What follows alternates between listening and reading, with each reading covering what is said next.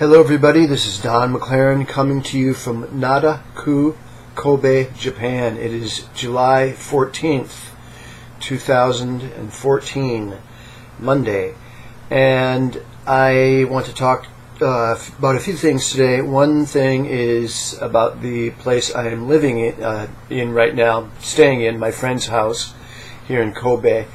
Nada-ku, Kobe is a very nice area of the city of Kobe in western Japan, called the Kansai area. Now if you look at a map, you actually will see that it looks like it's actually rather southern or central Japan, but the Japanese call it western Japan as opposed to eastern Japan, which is the Tokyo, Yokohama area. So Kobe, Osaka, and Kyoto and the surrounding areas are called Kansai, which is southwest of the Tokyo area. Nada-ku is a very clean, quiet, upper middle class or maybe even upper class area of Kobe. I've walked around here quite a bit. I have stayed here several times in the last 5 or 6 years. Now, a block from where I am staying right now, there is the headquarters of the Yamaguchi-gumi, which is the largest criminal organization in Japan and one of the largest criminal organizations in the world. I believe it's the second largest next to the Russian mafia, or a faction of the Russian mafia. So that says actually quite a bit about Japan. This nice, quiet neighborhood is where the Yamaguchi-gumi, the largest criminal organization in Japan, is based. If you spend any time in Japan, you will see that the Japanese tend to be very polite, quiet, clean, on the surface anyway, but underneath the surface often there is an evil lurking. Now that's not just Japan. Every country, every society, every human being has an evil aspect, but in Japan it's just harder to discern at first anyway. Now I had been living in Tokyo in Fuchu-shi, which also is very nice, quiet, and clean. However, it also is where the largest, or one of the largest prisons in Japan is located. It's also where the Tokyo horse race track is located, and one of the legal gambling activities Japanese can engage in is horse racing. So there's a dark aspect to Fuchu-shi, as there is a dark aspect to Nada-ku, Kobe, Japan. I'm not saying it's bad or good. It's just the way it is in Japan. Now, I came here to Kobe 6 days ago from Shanghai, China. I had been living in China for 4 years in Jiangsu province, which is adjacent to Shanghai. I want to talk a little bit about China, and then I'll move on to a couple of other things. In China, I uploaded several YouTube videos and posted them online.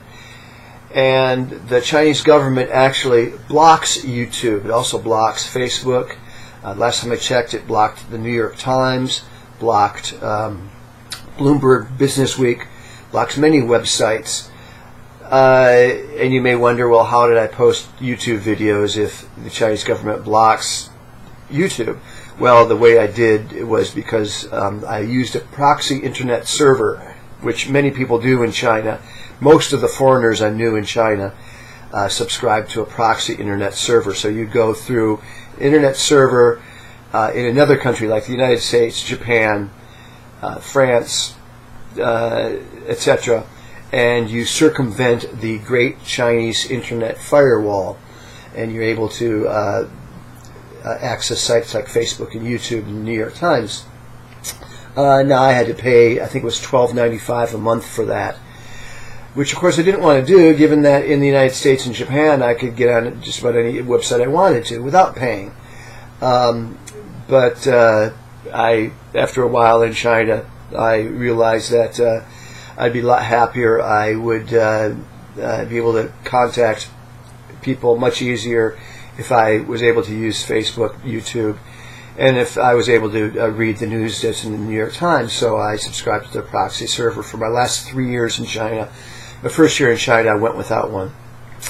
So that is one annoyance in China, the internet issue, not being able to access websites you want. Also, oftentimes the internet,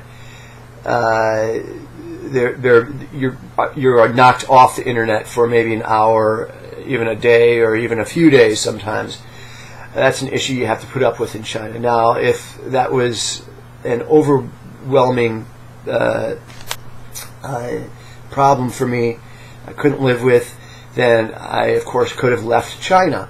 Other issues in China are things like the air pollution. You may have read in China that the air pollution is bad, and indeed it is. It was in Jiangsu province anyway, which is on the east coast of Japan, east coast of China. Sometimes the air pollution was so bad that I would, before I went for a jog, before I planned to go for a jog, I would look outside and see that there's so much smog. And I figured that if I went jogging, it probably would be worse for my health than if I just stayed in and surfed the net, went on Facebook, went on YouTube, etc. So I would forego my jogging for the day. I like to jog 3 or 4 or 5 times a week. Now, most days I wanted to jog. The smog was there, but it wasn't that bad. So I went ahead and went jogging. So the smog is definitely an issue that you have to put up with. If you don't like it, again, you can leave China. I could have left if I wanted to, but I chose not to. Another issue is the way Chinese people drive. China can be very dangerous. If you want to cross a street, Chinese drivers do not stop, do not slow down. So you have to really be careful if you want to cross the street, because if you aren't, you might get hit and die. One example of a problem I had was the fact that Chinese drivers can turn right on red. The Chinese drive on the right side of the road, just as people do in the United States. Chinese drivers have the right to make a right turn on a red light, but they also have the right to make a right turn on a red light, and whether there are pedestrians going across the street or not. They do not have to stop for pedestrians. Pedestrians do not have the right of way in China. So that was something that was very difficult for me to accept, but I had to accept it in order to live there. Another issue in China is the way information is disseminated. Oftentimes I would get a phone call saying that I had to be somewhere at a certain time, or that my classes were canceled. I taught as an English teacher in high schools in Jiangsu province. There was a schedule change all of a sudden without warning. And actually the schedule changes usually were concerned canceled classes rather than work I would have to do all of a sudden. So the scheduling changes often worked out in my favor, although if I had a test coming up, I would want my students to be prepared. So I had planned lessons in order to prepare students for tests. If the classes are canceled out, obviously I couldn't do that. That's an issue I had to put up with.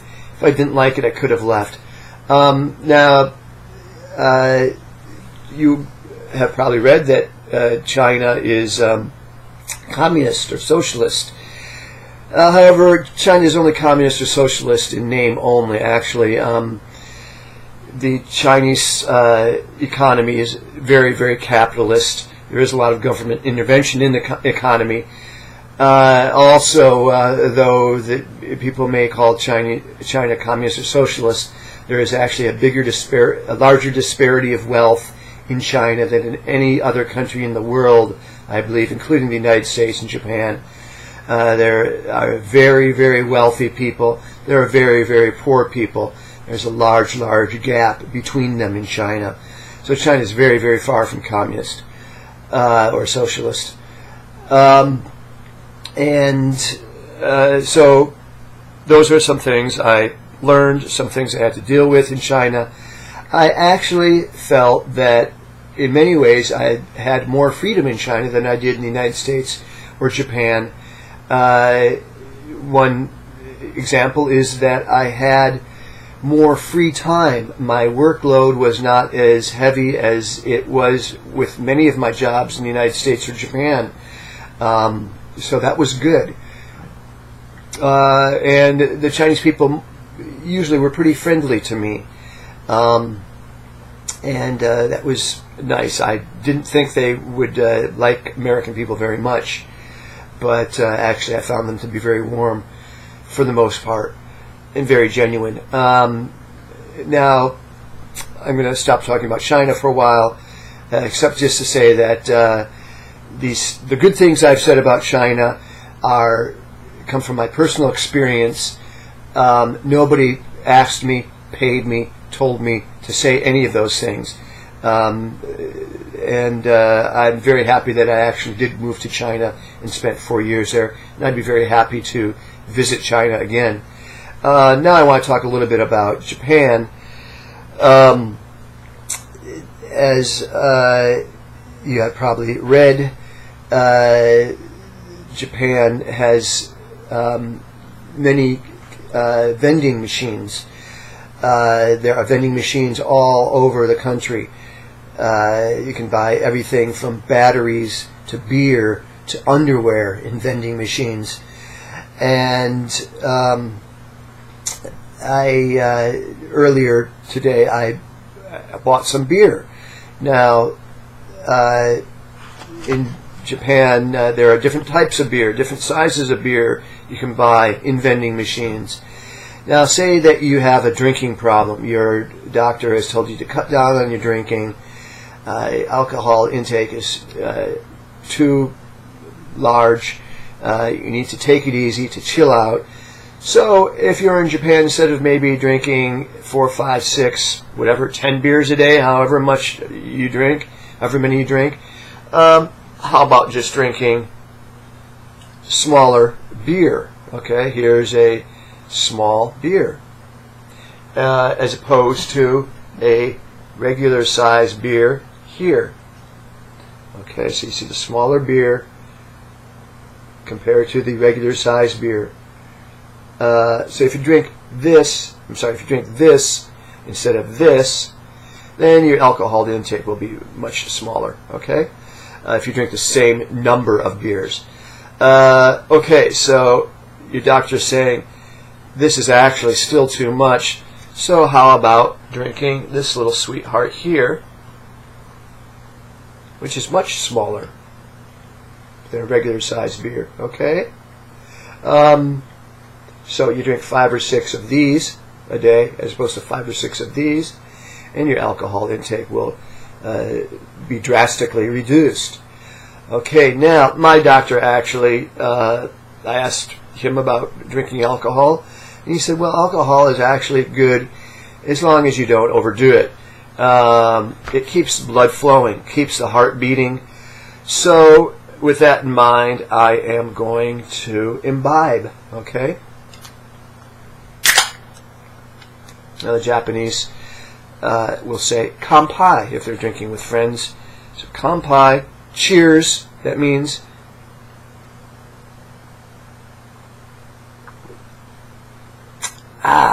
very nice. Well, that's it for today.